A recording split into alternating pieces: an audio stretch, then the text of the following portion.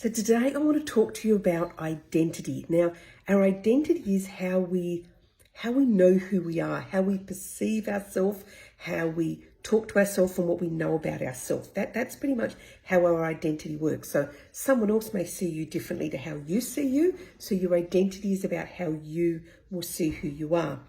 Now, when we step into a space to be a coach, a practitioner, a wellness coach, any sort of coaching space, any sort of change in how you've been perceived in the past, the change in how you've perceived you, there is a shift in identity that needs to happen. Now, we see this all the time with our EFT practitioner in trainings.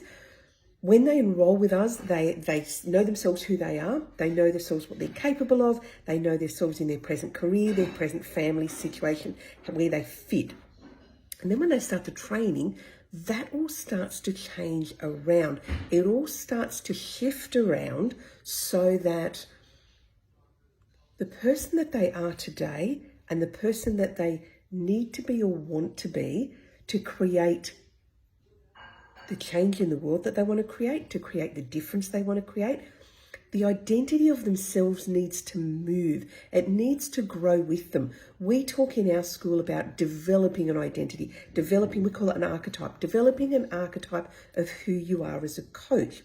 Now, if you don't develop that archetype, if you don't develop an archetype of you in that setting that's different to what you've been, this is where people get stuck in imposter syndrome. Imposter syndrome is massive for you if you don't do the work to change your identity or don't do the work to upgrade your identity.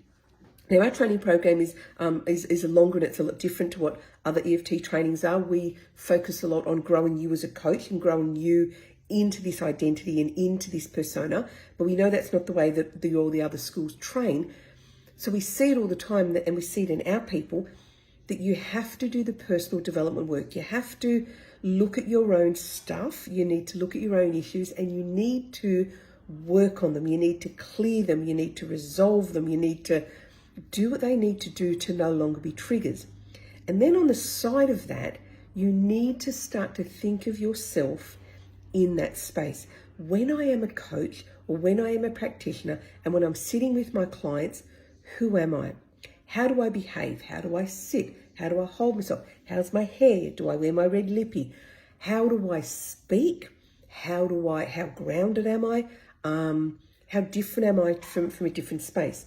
So to give you an identity, me as a practitioner working with a client and doing a one-on-one session is very, very gentle. It is very much a leading space. It is very much a holding space for that person and making everything about them. However, in the other part of the school where I'm the principal, I'm the primary trainer, it's a very different energy. It's very forthright, and yes, it's still leadership, but I'm taking people along for a journey and I'm educating, and it's a different level of interaction in there. I know I have those two archetypes. You will have them as well. So if you're coming to train with us, know that a lot of our training is going to help you to figure out who you need to be, involve you and help you develop into the person that you want to be to make all those changes in the world you want to make.